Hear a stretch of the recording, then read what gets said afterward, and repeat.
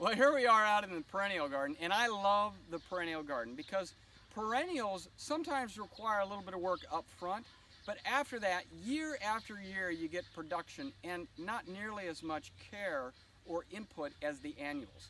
So they're extremely efficient for any garden to have perennials out there. So take some time early on and establish a good perennial garden, and it will last for 30, 40, 50 years, sometimes 100 years if you've got like nut trees and stuff. So we turn around here and we look at the peach tree. One thing with peaches is sometimes they have a huge crop, sometimes they have a small crop. Last year we had nothing. This year, Daniel's actually already gone through and picked off hundreds of peaches, because if you have too many of these branches will come down and they can actually split off the tree. The other thing is, when you've got too many peaches in one area, or pears or apples or anything, you get a bunch of small fruit. Well, you pick some off and you can get less bigger fruit. So we are very careful not to allow this tree to overproduce on a single year, and we try to level it out a little bit, but most importantly to keep that thing safe, because it will break those branches with too much weight. So besides the peaches in this garden, and I'm going to forget some of these, we've got apple, we've got pear, we've got cherry, we've got plum, and apricot. I think I got them all that time. So let's go take a look at some of those. So we're on the other side of the orchard right now. Up here I've got a pear tree just over my shoulder. These pears are looking good. Single pear per branch, that's real nice. Sometimes they, if they get too clustered, just like the peaches, it'll weight it down, or you'll get really small pears. This looks like it's producing really nice this year. The cherry trees this year did really, really good. Obviously they're already picked. It's June now and they're long gone. And we got a great crop out of these cherry trees right here. And that's kind of unusual. Last year we didn't get a great crop, but this year it really came forth.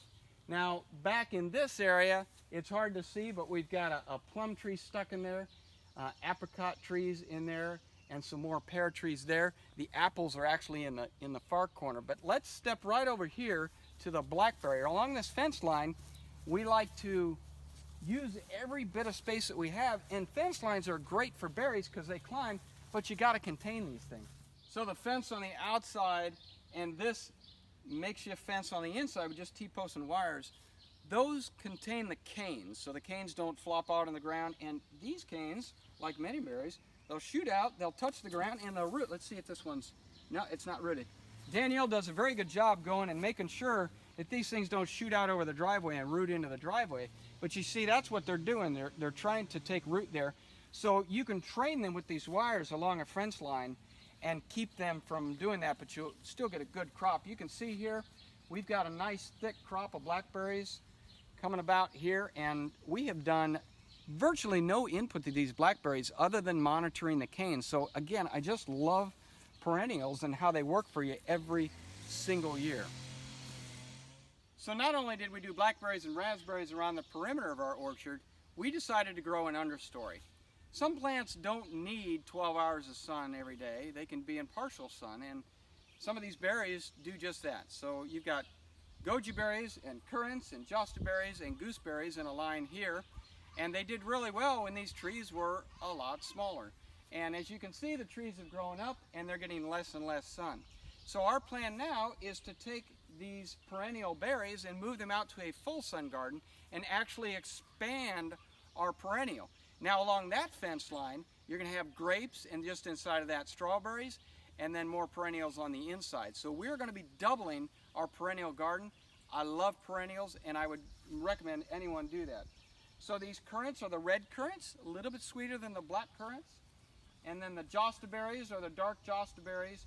And then the gooseberries on the end are great because they are, they're really tart. If you ever had like a cherry rhubarb pie or something like that, the gooseberry has a very similar flavor to that.